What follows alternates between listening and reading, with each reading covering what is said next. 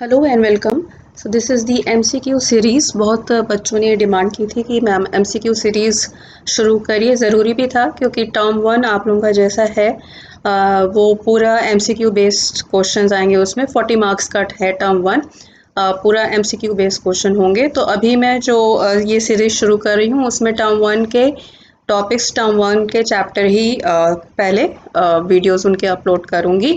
हर video में मैं 10 questions देने वाली हूँ, उनके आंसर्स और explanation, and this is all according to the new reduced and revise syllabus for the year 2021-22। तो ये जो 21-22 सेशन है इसका रिड्यूस रिवाइज सिलेबस जो है इसके अकॉर्डिंग ही जितना पोर्शन आपके सिलेबस में है उनमें से ये एमसीक्यूज़ होंगे। हर वीडियो में 10 एमसीक्यूज़ होंगे। अच्छा, ये कोल्ड वॉर एरा जो फर्स्ट चैप्टर है, cold war era and non aligned movement, ये उस चैप्टर का वीडियो है। उसमें से एक चीज़ मैं पहले क्लियर कर देनी चाह रही हूँ। इस चैप्टर में पेज 11 में देखिएगा, पेज 11 में आपका एक टॉपिक है new international economic order. Okay, NIEO इसको हम लोग कहते हैं। ये अब सिलेबस में नहीं है। ओके, तो इसको पढ़ने की ज़रूरत नहीं है। NIEO is no more in the syllabus. जो रिवाइज सिलेबस था लास्ट ईयर ही, उसमें इसको हटा दिया गया था और वही सिलेबस इस साल भी कंटिन्यू किया गया है। तो इसलिए इस टॉपिक को आप बड़े कंफर्टेबली स्किप कर सकते हैं। ये आपके सिलेबस में अब नहीं है। चलिए शुरू करते हैं वीडियो। तो फर्स्ट क्वेश्चन जैसा, अच्छा, इसमें मैं सारे जितने टाइप्स के एमसीक्यू एज पर CBSE आया है कि कितने टाइप के एमसीक्यूज़ आपके हो सकते हैं क्वेश्चन पेपर में, वो सारे टाइप्स के एमसीक्यूज़ मैंने इंक्लूड करने की कोशिश की है। हालांकि अभी सैम्पल पेपर नहीं आया है टर्म वन का, और अगर सैम्पल पेपर में कुछ और डिफरेंट टाइप्स भी होंगे तो वो भी मैं आगे के वीडियोज़ में आपको अपलोड कर दूँगी। फर्स्ट क्वेश्चन जैसा कि आप यहाँ देख रहे हैं, विच among the following countries was not directly involve in the Cuban missile crisis. तो इंट्रोडक्टरी टॉपिक आपके चैप्टर का क्यूबन मिसाइल क्राइसिस है। क्यूबन मिसाइल क्राइसिस में अब ऑप्शंस देख लीजिए, USSR, India, USA and Cuba. USSR तो था ही, सुपर पावर था, डायरेक्टली इन्वॉल्व था। इंडिया नहीं था, USA भी था और क्यूबा भी था। तो इसका करेक्ट आंसर हो जाएगा बी। इंडिया डायरेक्टली इन्वॉल्व नहीं था क्यूबन मिसाइल क्राइसिस में, तो इसका आंसर हो जाएगा बी। सेकेंड क्वेश्चन देखते हैं, choose the correct option to complete the following sentence. ठीक है, अब सेंटेंस क्या है? The leader of Soviet Union dash decided to convert Cuba into a Russian base in the year dash. तो कौन सा सोवियत यूनियन का लीडर था जिसने कि क्यूबा को एक रशियन मिलिट्री बेस में कन्वर्ट किया था, और किस साल में कन्वर्ट किया था? तो लीडर का नाम यहाँ आना है और ईयर यहाँ आना है। ठीक है, तो पहले लीडर का नाम होगा, उसके बाद ईयर। फिडल कास्ट्रो क्यूबा के ही डिक्टेटर थे, मिलिट्री लीडर थे उस वक्त, 1960, तो ये ऑप्शन नहीं हो सकता। जॉन एफ कैनेडी जो थे वो उस समय US के प्रेसिडेंट थे, यहाँ पे सोवियत यूनियन का लीडर पूछा जा रहा है, तो ये भी नहीं हो सकता। निकिता क्रुश्चेव ये सोवियत यूनियन के लीडर हैं और 1962 ईयर है यहाँ पे। ठीक है, तो ये वो ऑप्शन हो सकता है, निकिता क्रुश्चेव 1960। तो करेक्ट ऑप्शन है 1962। 62 में USSR ने, सोवियत यूनियन ने क्यूबा को एक रशियन बेस में कन्वर्ट किया था और वहाँ पे न्यूक्लियर केपेबल मिसाइल्स इंस्टॉल की थी, जिसकी वजह से कोल्ड वॉर में बहुत एक टेंशन की स्थिति उत्पन्न हो गई थी। ये सारी चीज़ें मैंने जो मेरा चैप्टर एक्सप्लेनेशन के वीडियोस हैं उसमें सारा एक्सप्लेन किया हुआ है। अगर आप नए हैं चैनल पे तो चैप्टर एक्सप्लेनेशन के वीडियोस ज़रूर देखिएगा, बहुत डिटेल में सारा एक्सप्लेनेशन आपको उस पर मिलेगा। तो निकिता क्रुश्चेव 1962, तो इसका करेक्ट आंसर हो गया सी। क्वेश्चन नंबर 3 पे चलते हैं। विच among the following option is not true about cold war. देखिए, MCQ में सबसे इंपॉर्टेंट चीज़ होती है कि आप क्वेश्चन बहुत ढंग से पढ़िए, एक नहीं 2 बार एटलीस्ट जरूर पढ़िए। तो नॉट ट्रू पूछा गया है, इसका मतलब कि फॉल्स। ठीक है, तो नीचे जो ऑप्शंस दिए हैं इनमें से कौन सा स्टेटमेंट गलत है, फॉल्स है, वो आपको सेलेक्ट करना है, वो आपका आंसर होना चाहिए। तो कोल्ड वॉर में it represented a conflict of ideologies. ठीक है, ये ऑप्शन बिल्कुल सही है। It was a conflict of ideology because there were 2 conflicting ideology, socialism and capitalism, और US कैपिटलिज्म को रिप्रेजेंट कर रहा था, USSR सोशलिज्म को रिप्रेजेंट कर रहा था। तो it was definitely a conflict of ideologies. Okay, तो ये आपका आंसर नहीं हो सकता। It was a series of direct military confrontation between the two superpowers. तो series of direct military confrontation ये अंडरलाइन कर लीजिए, इसको देखना पड़ेगा। It led to an arms race between the super powers. दोनों ही सुपर पावर्स यूएसए और यूएसएसआर के बीच में हथियारों के लिए, आर्म्स के एक्यूमुलेशन के लिए एक होड़ सी लग गई थी, जिसको आर्म्स रेस कहा जाता है। तो ये ऑप्शन भी सही है। Okay, it came to an end with the disintegration of Soviet Union in 1991, ये भी सही है।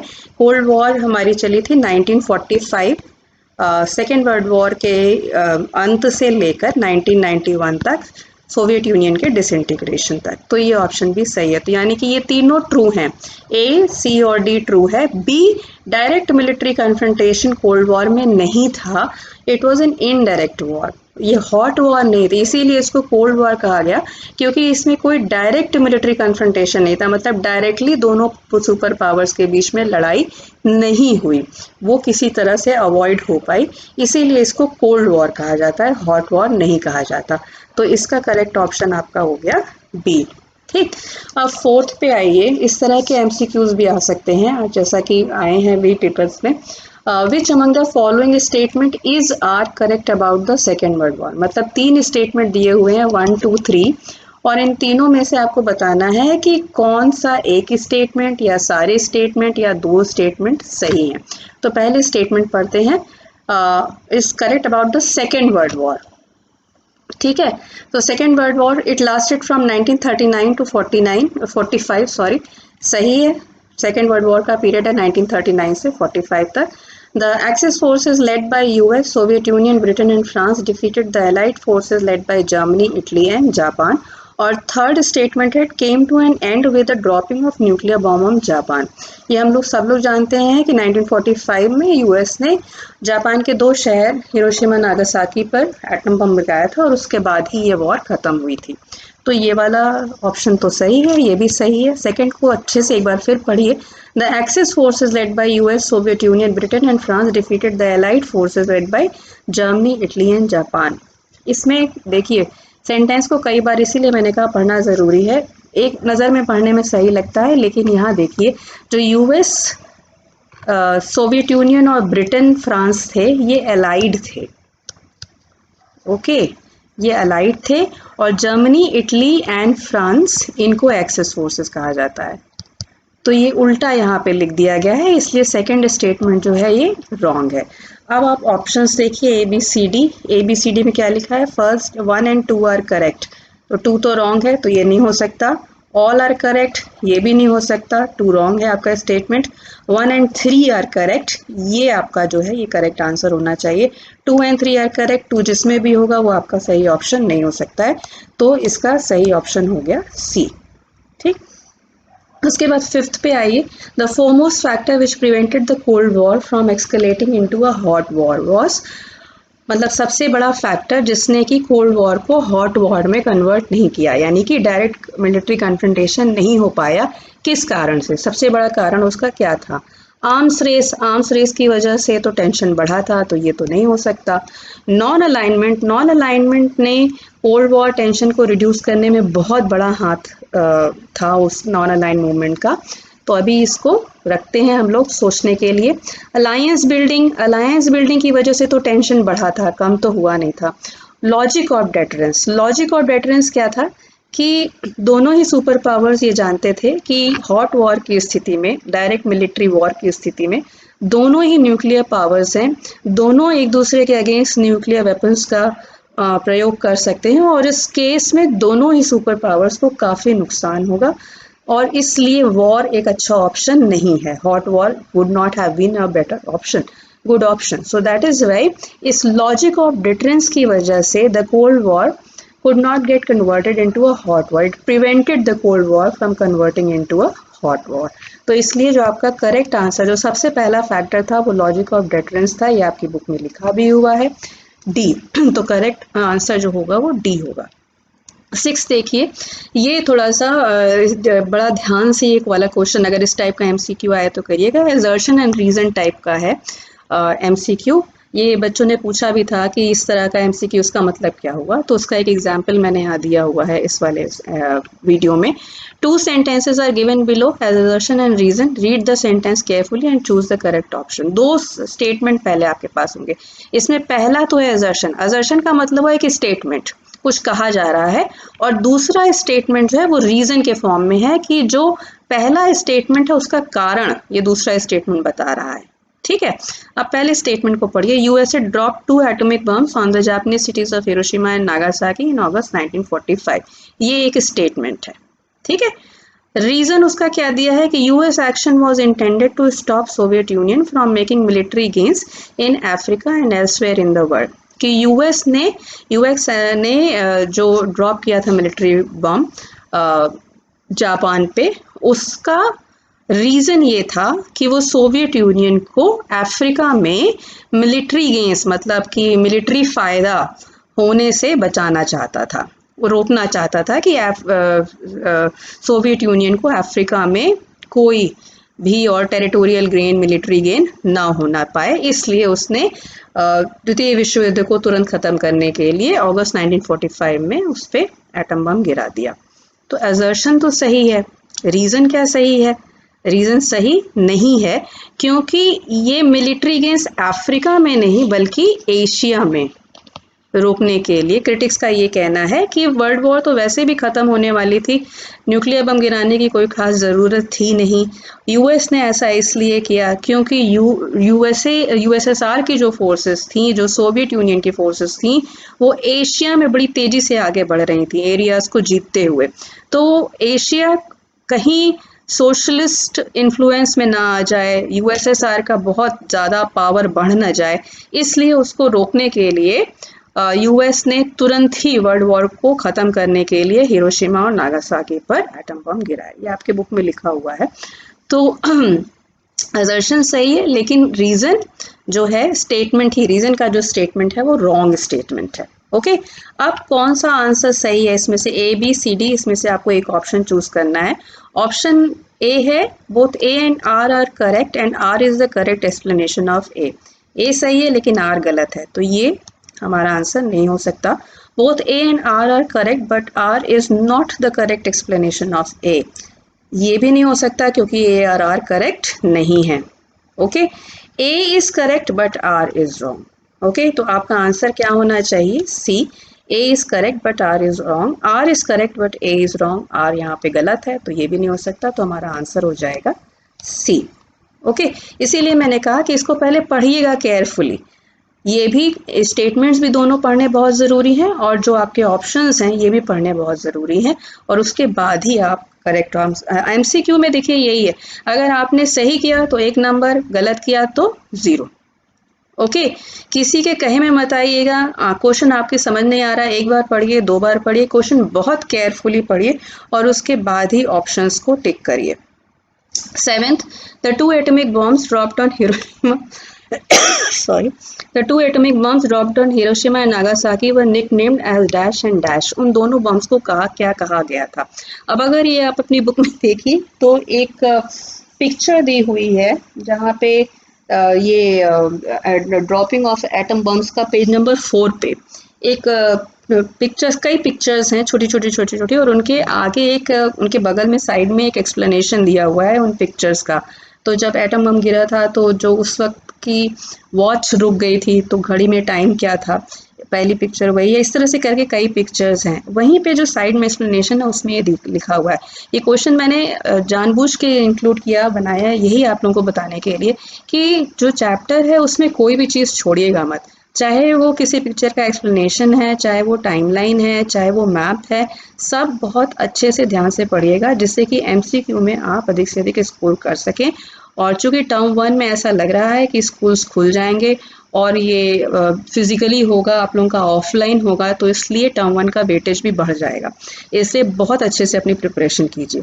सो the 2 atomic bombs dropped on Hiroshima and Nagasaki were nickname as dash and dash respectively. Respectively अगर इसका मतलब ये हुआ कि पहले ये नाम है और बाद में ये नाम, ये आपके ऑप्शन में होना चाहिए। तो जो हिरोशिमा में गिराया गया था एटम बम, उसको कहा गया था लिटिल बॉय, और जो नागासाकी में गिराया गया था उसको कहा गया था फैट मैन। तो इसमें अब ऑप्शंस देख लीजिए, little boy and fat man should be your answer. So option a little boy fat man है, तो ये आपका करेक्ट आंसर यही ऑप्शन ए में ही मिल गया। बाकी ऑप्शन जो हैं वो आपके नहीं होंगे। ये इस तरह से ही कंफ्यूजिंग ऑप्शंस आपको मिलेंगे, तभी जो एमसीक्यू है उसका लेवल बढ़ता है। Little man fat man little boy little man, तो इस तरह से ही आपका कंफ्यूज करने के लिए इस तरह के क्लोज ऑप्शंस दिए जाते हैं। बी अरे sorry 8, question number 8, arrange the following sentences into correct chronological order. Correct chronological order का मतलब ये होता है कि जो चीज़ पहले हुई उसको आपको पहले रखना है, जो चीज़ बाद में हुई उसको आपको बाद में रखना है। तो ये 4 आपके दिए हुए हैं इवेंट्स। सबसे पहले तो इनके आगे करेक्ट क्रोनोलॉजिकल ऑर्डर अगर है तो सबसे पहले एडवाइजेबल ये होता है कि आप सबके आगे उसका ईयर लिख दीजिए। तो एंड ऑफ कोल्ड वॉर कब खत्म हुई थी? 1991 में। Dropping of atomic bomb on Hiroshima Nagasaki कब गिराया था यूएस ने? 1945 में।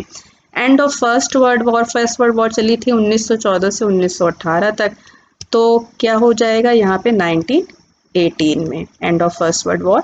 और क्यूबन मिसाइल क्राइसिस आपको सबको पता है कि क्यूबन मिसाइल क्राइसिस है 1962 का। अब इसको क्रोनोलॉजिकली अरेंज कर लीजिए, तो सबसे पहले आएगा आपका 3, ओके 3 आया, फिर 3 2 4 1, तो 3 2 4 1 होना चाहिए आपका आंसर। डी आपका ऑप्शन में 3 2 4 1 है, तो इसलिए जो करेक्ट ऑप्शन हो जाएगा वो हो जाएगा डी, 3 2 4 1 करेक्ट क्रोनोलॉजिकल ऑर्डर है। ठीक है, क्वेश्चन नंबर 9 पे आते हैं। Match the columns. Match the columns MCQ में कैसे आएगा? ऐसे ही आएगा, देख लीजिए। तो मैच द कॉलम में देखिए, कॉलम ए है, कॉलम बी है, आपको मैच करना है। तो सबसे अच्छा तरीका है, पहले इसको आप यहाँ मैच कर लीजिए। सुकार्नो, नेहरू, टीटो, नासिर, और इधर कंट्रीज के नाम दिए हुए हैं, यूगोस्लाविया, इजिप्ट, इंडिया, इंडोनेशिया, मतलब कौन सा लीडर किस कंट्री का था। तो सुकार्नो थे, ये सारे नाम के फाउंडिंग मेंबर्स हैं। सुकार्नो थे इंडोनेशिया के, नेहरू थे इंडिया के, टीटो थे यूगोस्लाविया के, नासिर थे इजिप्ट के। इसका मतलब कि 1 will match to 4, 2 will match to 3, 3 will match to 1, 4 will match to 2। तो अब इसमें देख लीजिए किस ऑप्शन में ये इसी तरह से मैच है। तो 1 का 4 दो ऑप्शंस में है। अब आगे चलिए, 2 का 3 दोनों में समान है, 3 का 1 इसमें सही है, तो यही से करेक्ट ऑप्शन होगा। 4 का 2, तो करेक्ट ऑप्शन आपका आ गया D. Last question number 10, NATO stands for, अब ये देखिए मेमोरी बेस्ड क्वेश्चन है। NATO stands for North Atlantic Treaty Organization. NATO का फुल फॉर्म क्या है? North Atlantic Treaty Organization. तो ये सही ऑप्शन आपका हो जाएगा North Atlantic Treaty Organization, option number B. अब देखिए ऑप्शंस कितने क्लोज दिए हुए हैं, Northern Atlantic, non Atlantic, non Asiatic. अगर आपको सही से याद नहीं है फुल फॉर्म तो फिर आप कंफ्यूज हो सकते हैं आराम से। ठीक है, तो ये है आपके 10 क्वेश्चंस, 10 एमसीक्यूज इस वीडियो के लिए। नेक्स्ट वीडियो में मैं कुछ और एमसीक्यूज डालूंगी इसी चैप्टर के, ओके, क्योंकि अभी पूरा चैप्टर कवर नहीं हुआ है। तो नेक्स्ट वीडियो में इसी चैप्टर के कुछ और MCQs, 10 more MCQs I will be giving, और उनको सॉल्व करते ही जितने एमसीक्यूज आप लोग लगाएंगे उतनी आपकी प्रैक्टिस होगी। मगर ये मत समझिएगा कि केवल एमसीक्यूज लगाने से आपकी प्रिपरेशन कंप्लीट हो जाएगी। एमसीक्यूज एक चैप्टर से 100-200 एमसीक्यूज भी कोई आराम से बना सकता है, डिफरेंट टाइप के। तो इसलिए चैप्टर पढ़िए। चैप्टर के एक्सप्लेनेशन मैं ऑलरेडी अपलोड कर चुकी हूँ लास्ट ईयर। जितने वीडियोस हैं मेरे वो as per revise and reduce syllabus ही हैं, उसमें कन्फ्यूजन की कोई ज़रूरत नहीं है। वही वीडियोस देख के लास्ट ईयर भी बच्चों ने एग्ज़ाम की प्रिपरेशन की थी, और इस साल भी आपके लिए वो बिल्कुल सही हैं। आप उनको आराम से देखिए, उनकी प्रिपरेशन करिए कंटेंट की, और उसके बाद एमसीक्यू करना बहुत आसान हो जाएगा। ठीक है, so thank you for watching, keep giving me your feedback. बहुत अच्छा होगा कि अगर आप लोग कमेंट सेक्शन में कुछ एमसीक्यूज बना के डालिए, जिससे कि और सबको एक दूसरे को चैलेंज करिए, उससे पढ़ने में और मज़ा आता है, और लोग उसके आंसर देंगे, आपको भी मज़ा आएगा। So on this note I end this video, thank you for watching, bye.